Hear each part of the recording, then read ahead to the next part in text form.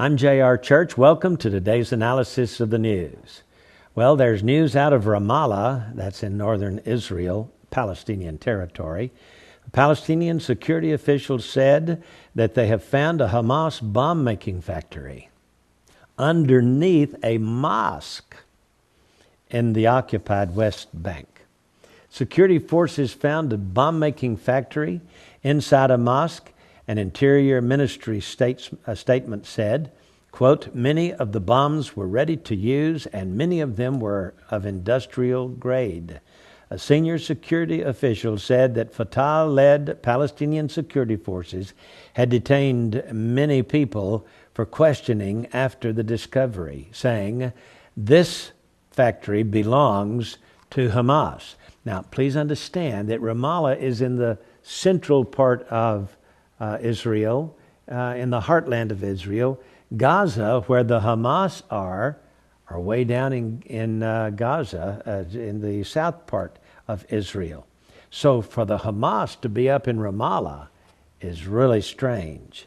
This revelation was likely to increase tensions between the two main factions, whose long-running feud exploded in the June of 2007, when the Islamist Hamas group booted out Fatah loyalists from Gaza after a week of deadly street battles. The move left Fatah's power base confined to the West Bank, and since then, the rivals have accused each other of persecuting their members.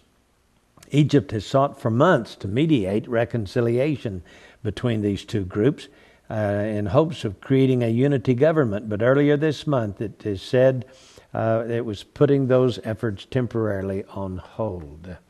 So here we've got the Fatah in the north, who of course are under Mahmoud Abbas's administration, and then we have the Hamas-led leaders down in Gaza.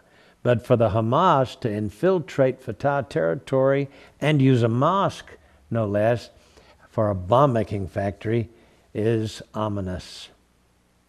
Here's another article. The Hezbollah, sent 49 men from Lebanon down into the Sinai in Egyptian territory with the purpose of planning 3 terrorist attacks against Israeli tourists in the Nueva Peninsula area and in 2 other places.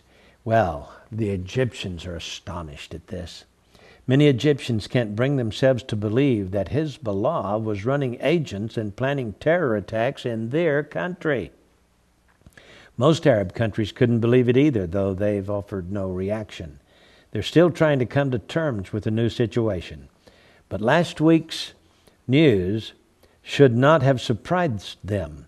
Iran has never made a secret of the fact that it plans to export their brand of Islamic revolution to the whole of the Middle East, bringing about the destruction of Israel in the process. Hamas and Hezbollah are Tehran's tools in working toward this goal. The very thought of having an Arab group set up a terrorist network in the heart of Egypt is perceived by most of the Arab world as a violation of all that's holy. Commentators can pontificate all they want about the weakening of Egypt, but the land of the Pharaohs is still the most important country in the Arab world. It is the largest in population and boasts an impressive history and impressive culture. Its strategic position is matchless since it commands the Suez Canal and is located at the crossroads of Asia and Africa. And by the way, it has the strongest Arab army in the Middle East. Had Hezbollah's subversive activities succeeded, that army might have been called in to take over.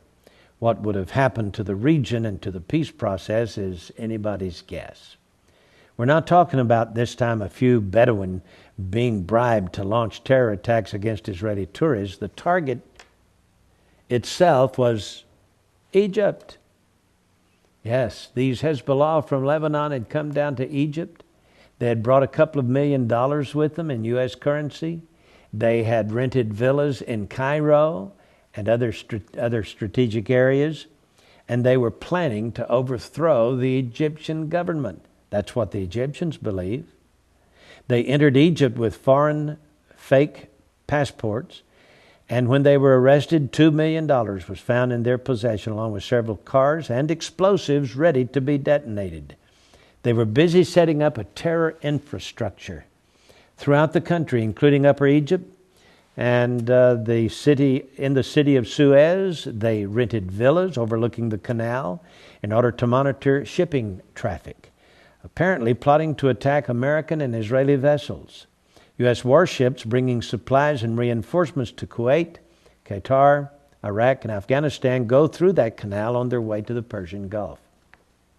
Hezbollah may even have considered sinking a ship to close down the Suez Canal, which would have forced all maritime traffic from the west to the Persian Gulf and Asia to sail thousands of additional miles around the southern tip of Africa. According to official sources in Egypt, Hezbollah intended to launch a massive series of terror attacks. Though American and Israeli targets were the first to be hit, the aim was to destabilize the country and to provoke huge demonstrations that could bring down the regime in Egypt and lead to a military coup.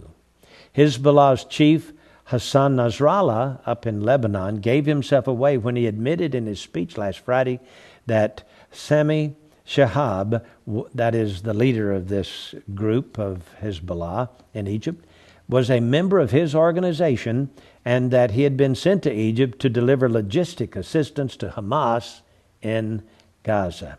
At the same time, he launched a virulent attack against Egypt, lambasting it for blockading Gaza and dismantling the smuggling tunnels. His words were tantamount to a declaration of war against Egypt, so says this news article. And Prime Minister Ahmed Nasif declared that there could be no compromise on the safety of his country, Egypt. President Hosni Mubarak and Foreign Minister Ahmed Abul Gheit so far have refrained from comment, leaving the field to a number of unnamed sources who attacked Nasrallah vigorously.